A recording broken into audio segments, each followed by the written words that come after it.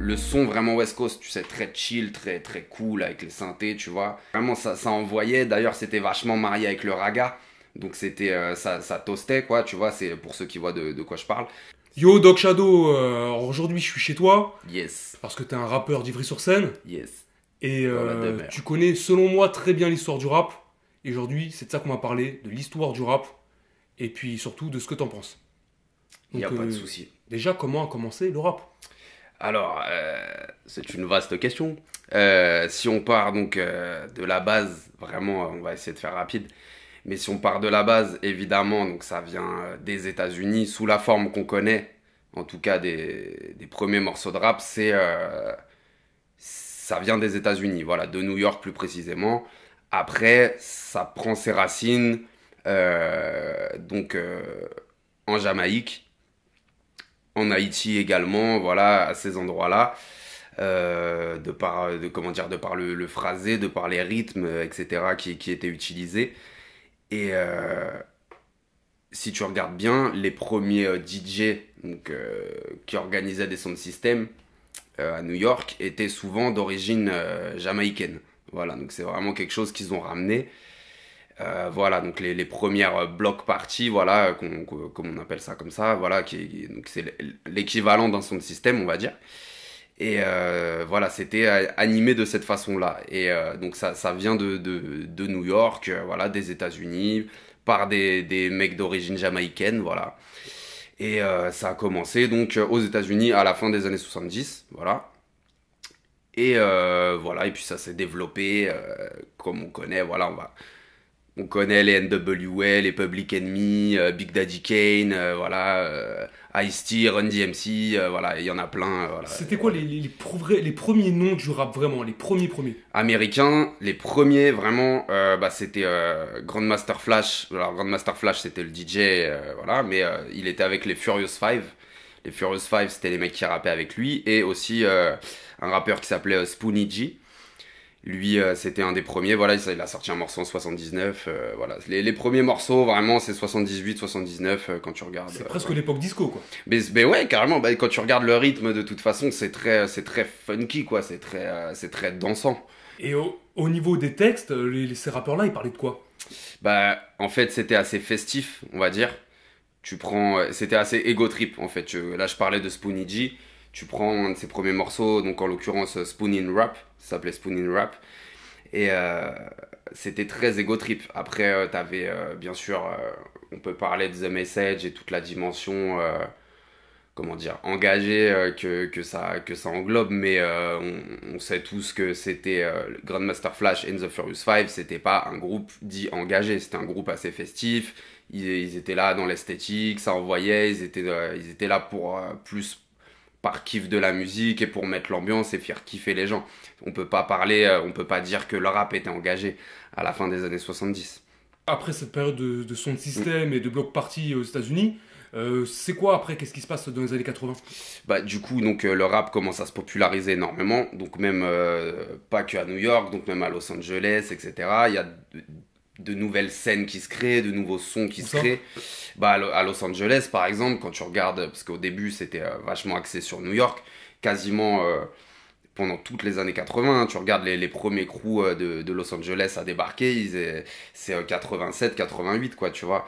Et donc voilà, donc t'as des nouvelles sonorités qui se créent, de nouveaux crews qui arrivent, et donc un changement, on va dire, de trajectoire, parce que dans les années 80, donc t'avais Run DMC, donc qui était très festif, etc. au début, et après t'as eu l'arrivée de Public Enemy, donc qui a eu, comment dire, eu un discours très politique, voilà, même si on sait que Public Enemy aussi avait un côté très festif, avec Flavor Flav, voilà, qui était complètement déjanté, etc. Voilà. Mais Public Enemy, ils ont mis ce truc-là de rap assez contestataire, tu sais, vachement sois fier de ce que tu es, avance dans la vie, essaye d'évoluer, tu vois, c'était ça. Les textes de Chuck D étaient vachement axés là-dessus. Et du coup, et ça a eu une influence très forte en France. D'ailleurs, quand tu regardes les groupes de rap français, euh, de la fin des années 80, début 90, étaient vachement influencés par Public Enemy. Et ça se ressentait dans leurs textes, en fait. C'était vachement un peu ce que je viens de te dire, quoi. Genre, toujours aller vers le haut, voilà, etc. Après, il y avait toujours des morceaux sur les meufs ou un morceau festif par-ci par-là. Mais c'est vrai que tu regardes, je te donne un exemple, hein, le premier album d'NTM, tout simplement, c'est très. La plupart des morceaux sont très revendicatifs, ça c'est clair. Les trois quarts des morceaux de l'album sont revendicatifs. C'est-à-dire, comment sortir de la cité, comment ça se passe en C'est cité, après en banlieue. limite c'est ouais bah alors forcément ça parle de la banlieue mais à la limite c'est vraiment voilà comment t'améliorer en tant qu'être humain etc. C'est vachement moi je le ressens comme ça en tout cas quand D'accord. j'écoute ça je pense que tu vois tu peux venir de cité ou d'ailleurs je pense que on est tous d'accord sur le fait que c'était vachement sur le fait de s'élever tu vois après c'était comment dire, c'était pas non plus des hommes politiques, les mecs, tu vois, parce qu'il y avait aussi des morceaux festifs ou marrants ou des morceaux sur les meufs, tu vois. Donc pour moi, donc j'ai cité NTM en exemple, mais pour moi, NTM n'était pas seulement un groupe revendicatif, tu vois, c'est important de le dire, tu vois. Alors pourquoi les gens, ils ont surtout retenu, soi-disant, le rap old school comme un rap très intelligent, très politique. Pourquoi, d'après toi? Bah, parce que je pense que t'as beaucoup de groupes qui ont marqué, donc comme Public Enemy, et qui, à eux, avaient vraiment cette identité-là. Public Enemy, c'est le groupe de référence du rap américain des années 80, début 91, début 90, quoi. C'est évident. Mais il faut pas oublier qu'il y avait aussi d'autres groupes qui étaient très talentueux ou d'autres artistes qui étaient très talentueux à ce moment-là et qui n'étaient pas forcément dans ce registre, tu vois. Je pense à LL Cool J.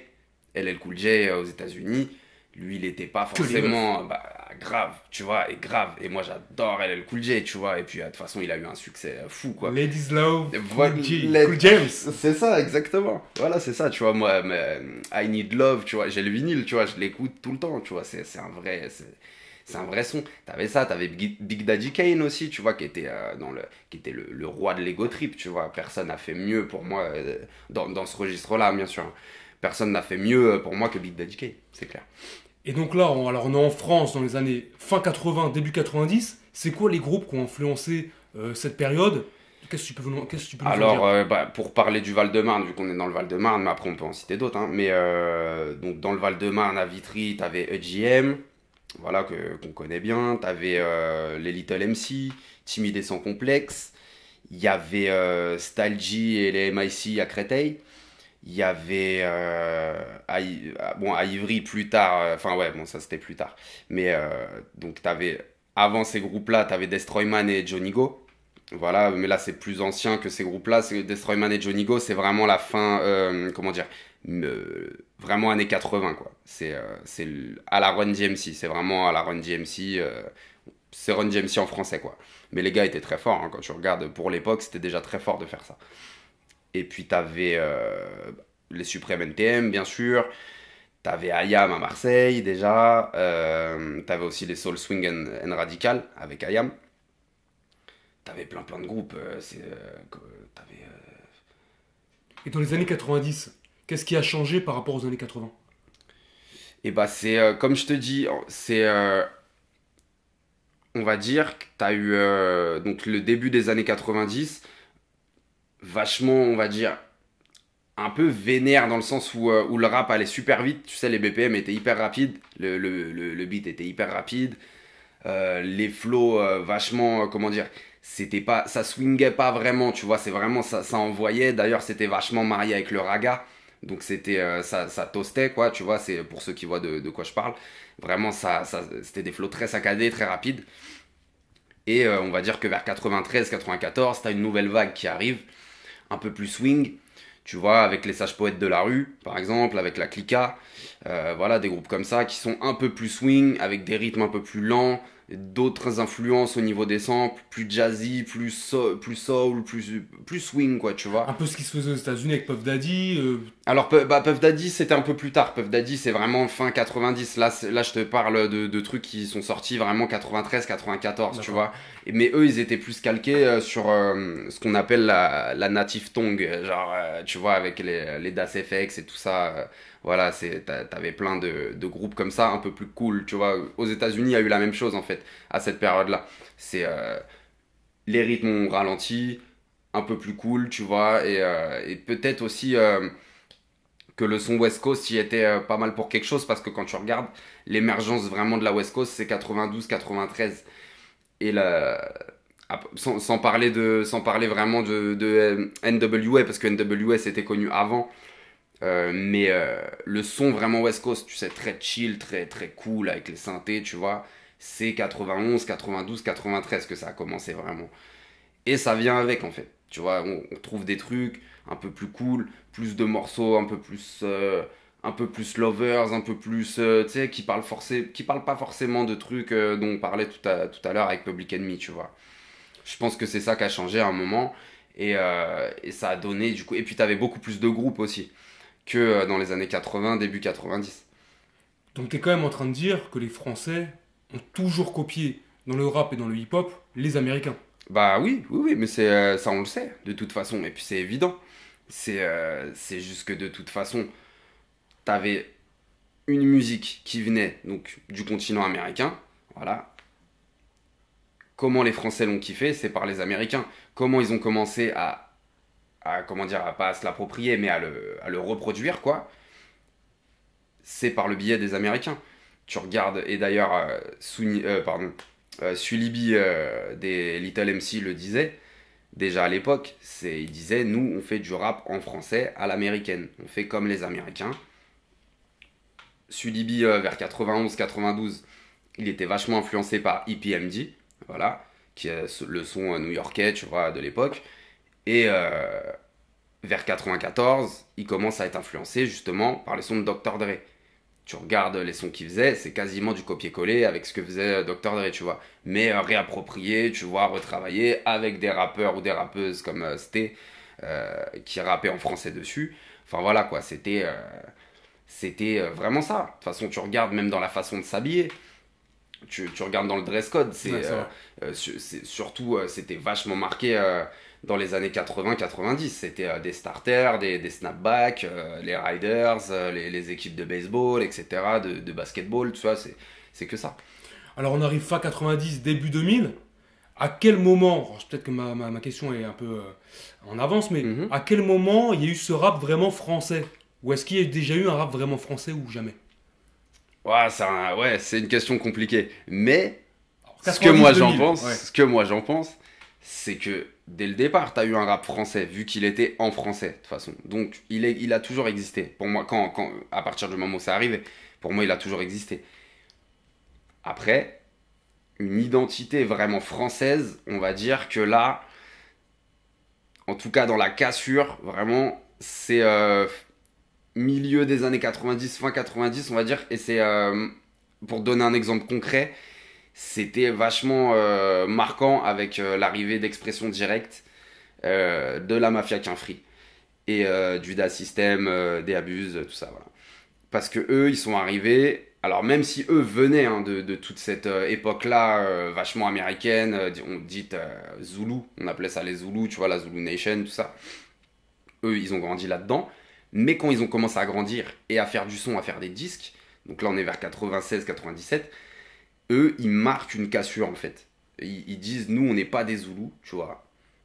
D'ailleurs, même dans la façon de s'habiller, c'est pas du tout pareil. Ils étaient en mode cuir noir, jean 500 inséré, tu vois, basket, tu vois, petites lunettes, tu vois, un peu classe, tu vois. Ça cassait le truc. C'était plus les blousons de baseball, c'était plus les Il y casquettes. avait plus aussi plus une ambiance un peu braqueur. Un peu la banlieue sud, Alors, tu vois un peu la Mafia Qu'un Free, tous en cuir, les mecs qui vont braquer avec des gros Audi, des grosses forcément, Mercedes. bah, alors moi j'étais trop jeune à l'époque pour. J'étais né, mais j'étais trop jeune pour savoir comment ça se passait. Mais les témoignages le disent de toute façon. C'est sûr que t'as plein de jeunes que ça faisait rêver. Toutes ces histoires-là, des gens qui étaient là.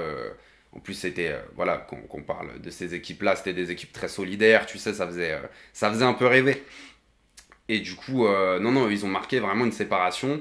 Et ils voulaient pas s'habiller en mode Quinry. Même ils jouaient un peu en, comment dire, sur les morceaux, ils n'hésitaient pas à envoyer une pique aux rappeurs qui étaient dans ce délire-là, tu vois. Ils ont créé une cassure, tu vois. Ils ont tué le père, on va dire, comme on dit, tu vois. Mais c'était indispensable, je pense qu'il y a un truc comme ça, un renouveau, tu vois. D'ailleurs, c'était super riche, hein, quand tu regardes Expression Directe, Idéal J, Intouchable, c'est des albums de... X-Men.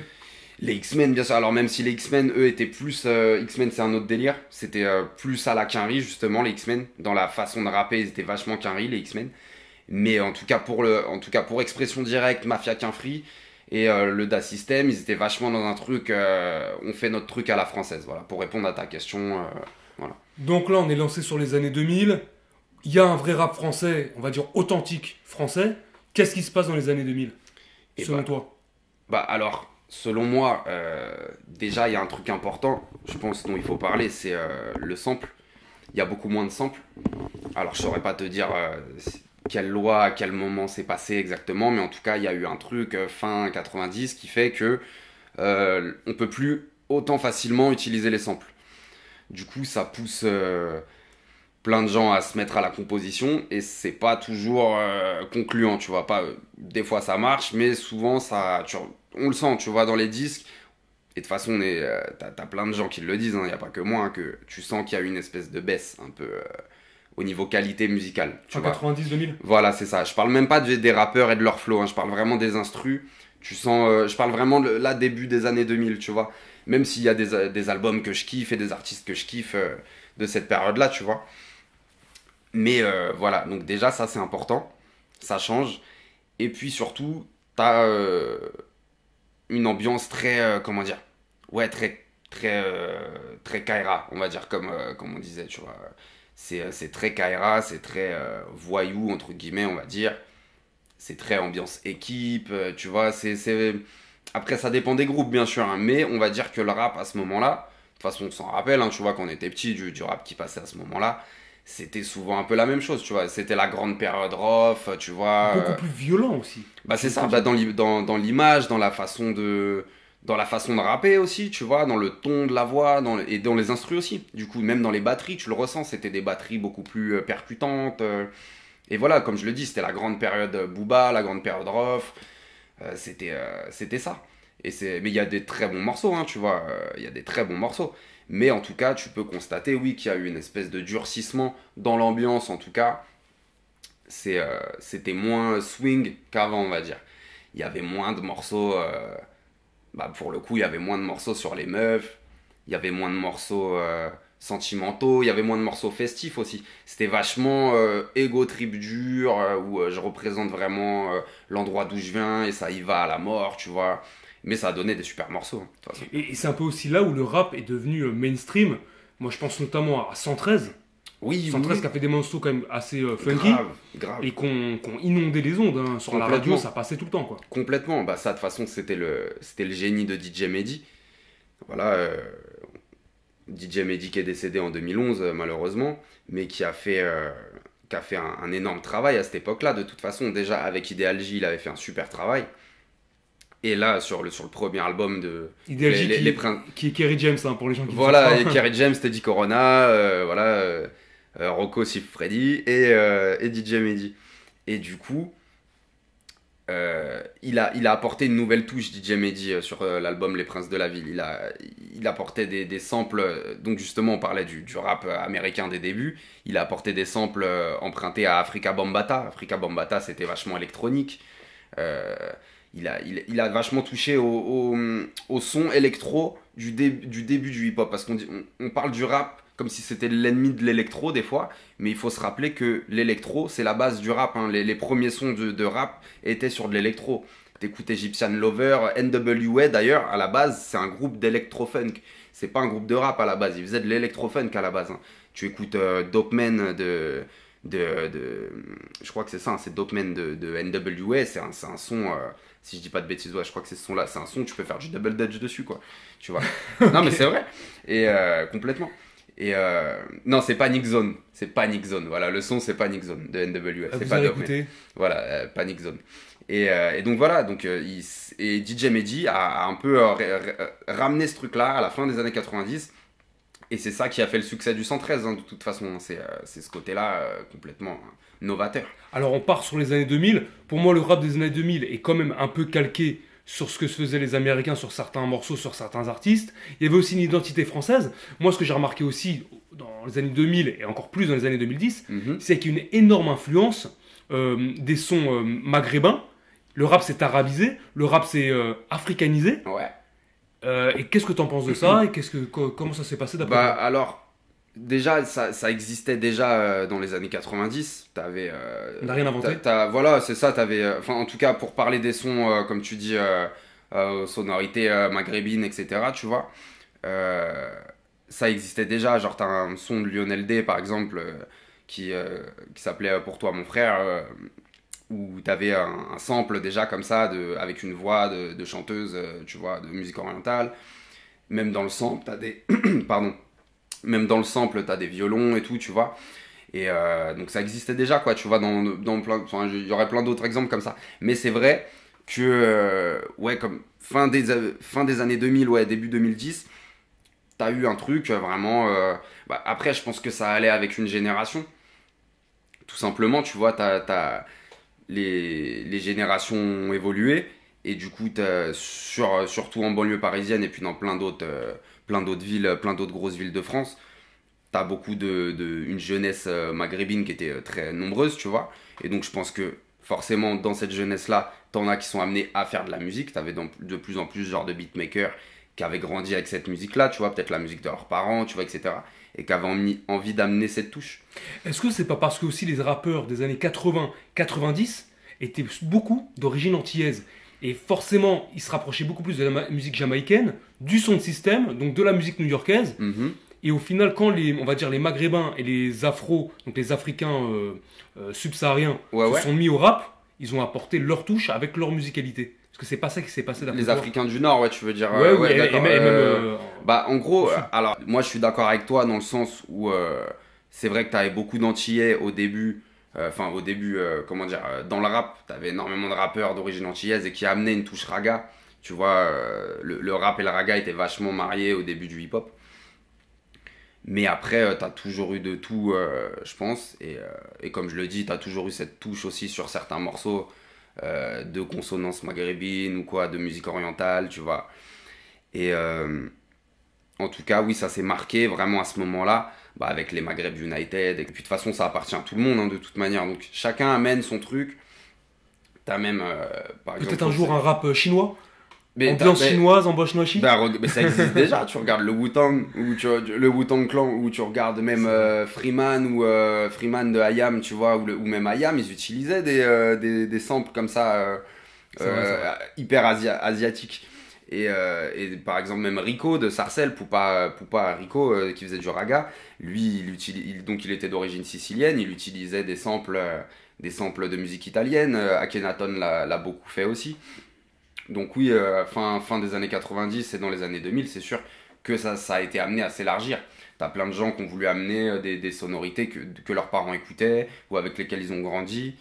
Et puis forcément, vu qu'en France, bah, t'as une forte, pas communauté, une forte population d'origine maghrébine qui est là, et bah forcément, bah, ça a dû, comment dire, coller à beaucoup de gens, quoi. T'as beaucoup de gens qui se sont retrouvés dedans. C'est normal. Donc avec ça, on va en venir aux années 2000 et on va amener sur une autre vidéo. On espère que la vidéo vous a plu. On va parler dans la prochaine vidéo du rap old school versus le rap new school. Et on va voir ce que Doc Shadow en Le fameux. pense. On vous Yes. retrouve bientôt. Vas-y les mecs. Il y a que Bye. ça devrait être suite.